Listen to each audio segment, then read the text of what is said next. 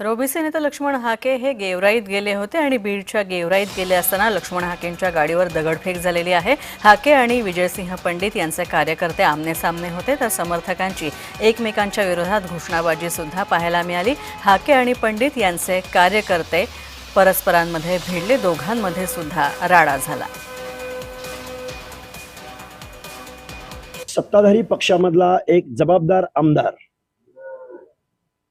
आमचं म्हणणं एवढं होतं की तुम्ही एवढे मोठे बॅनर लावले, तुम्ही सत्तेमध्ये आमदार असताना आणि तुम्ही निवडून आलेले आमदार असताना, आम्ही आमच्या आरक्षणाची झोपडी उद्ध्वस्त होत असताना तुम्ही एक बाजू कशी काय घेऊ शकता? आणि जर जरांगेंच्या आंदोलनाला यांना जाहीर पाठिंबा द्यायचा आहे, आंदोलनात सहभागी व्हायचंय, अरे लाखो रुपयांची करोडो रुपयांची बॅनर यांनी मतदारसंघात रस्त्यावर लावलेत। विजयसिंह पंडित, प्रकाश सोळंकी आणि बजरंग सोनवणे, तुम्ही तिघांनी पहिले राजीनामे द्या आणि जरांगेच्या आंदोलनामध्ये तुम्ही सामील व्हा।